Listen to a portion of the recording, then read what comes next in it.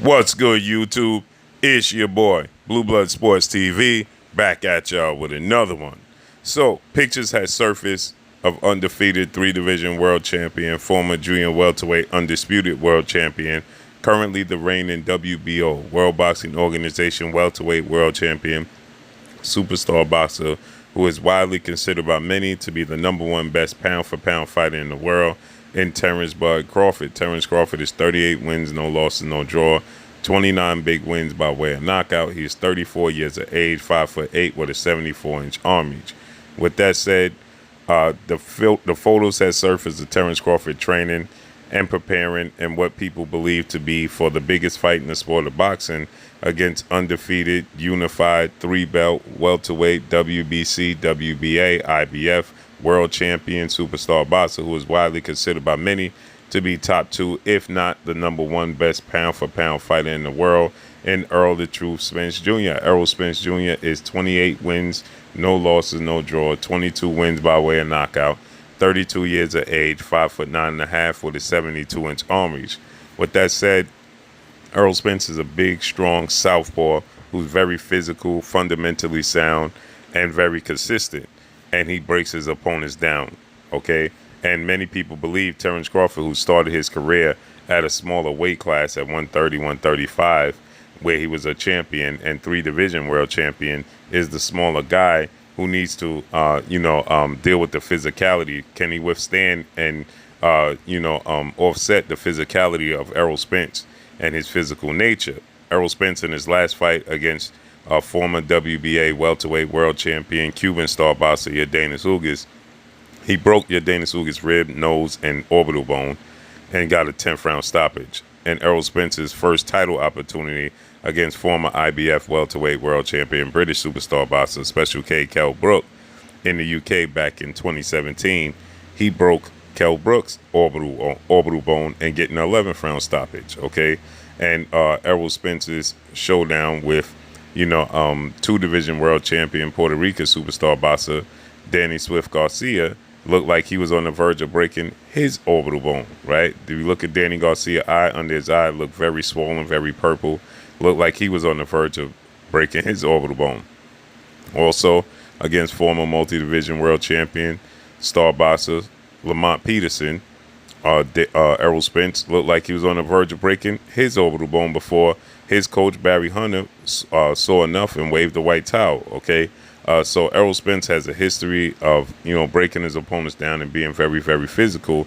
And Terence Crawford is a guy who's coming up in weight. So these pictures surface of Terence Crawford what looks to be him actually bulking up in weight, okay?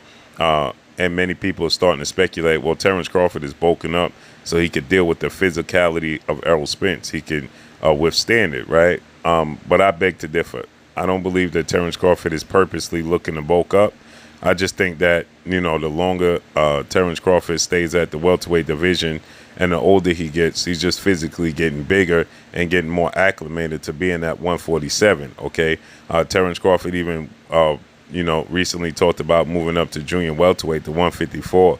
So I don't think he's purposely, game planning to bulk up to be able to deal with the physicality of Errol Spence. And I don't know how much of a smart idea that would be to begin with, because that may hinder his advantage, which is his nimbleness, okay? His ability to be, quick on his feet, his ability to be elusive, his ability to be rubbery, okay? I think that bulking up for one fight, purposely focus on bulking up, could slow Terence Crawford down. And Terence Crawford has the mindset of being a dog anyway. He wants to stand in the pocket. He wants to exchange with you. He wants to fight you. He wants to knock you out. He wants to prove a point.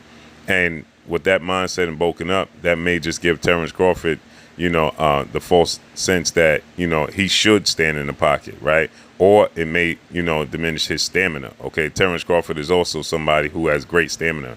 You never witness a fight in which Terence Crawford visibly was tired, okay? Now, if he was tired, I'm sure he's a human being. He gets tired. But you never visibly see Terence Crawford get tired. You just never see it, okay? He has a great poker face if that is to be the case. He's very durable. Now, some people may say that Terence Crawford is chinny, okay? I can't say that he's chinny. It's the sport of boxing. Did he get buzzed and hurt by Yuriorkis Gamboa? Yes. Did he get buzzed and hurt and unofficially knocked down by Igor Kavalauskas? Yes. But that's boxing. You understand? And so every fighter gets buzzed and hurt. Some of the greatest quote-unquote defensive fighters in the sport of boxing been hurt and dropped. You look at Sweet Pea Pernell Whitaker. He's been down multiple times in his career. You look at Floyd Mayweather. He was visibly hurt and buzzed badly by Shane Mosley, DeMarcus Chop Chop Corley, Marcos El Chino Madonna, and a few other fights, okay?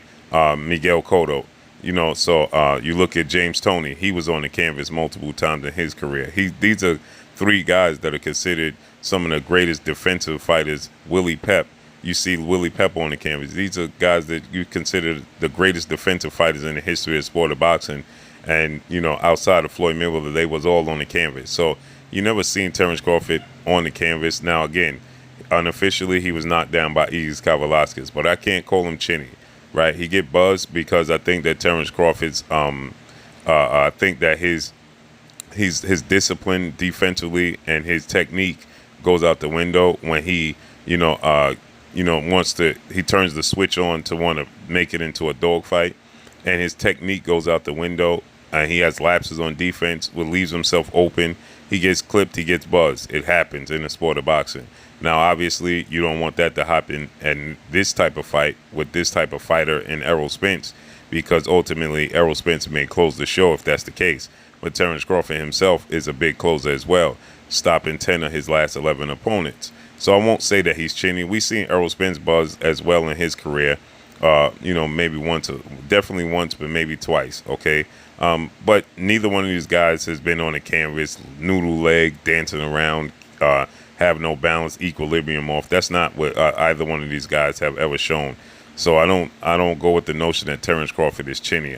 We saw him buzz, but this is boxing. Everybody gets touched. Everybody gets hurt. You're dealing with other professional fighters at the very highest level. So it's supposed to happen, okay? It's an anomaly when it doesn't happen. Again, Floyd Mayweather is arguably the greatest defensive fighter in the history of sport of boxing. And we've seen him hurt and buzz a few times in his career by guys that you would never even think would be able to touch him outside of Shane Mosley, like Marcos Madonna, okay? Unorthodox, but very slow, very predictable. And yet he was able to buzz Floyd Mayweather in both fights. They fought twice, and he was able to buzz him in both fights. So, it's just a testament to the sport of boxing. But with that said, I don't think that Terence Crawford personally should bulk up, because I think that Terence Crawford, he's comfortably, in my opinion, naturally growing into the division. When you look at Terence Crawford against Sean Porter in the fight with Sean Porter, he looked like a welterweight now, okay? When you look at his fights early in the welterweight fights, the fight with Jose Benavidez, the fight with Amir Khan, looked like he still was growing into the division. Errol Spence is a big, strong welterweight that people consider to be actually a junior middleweight.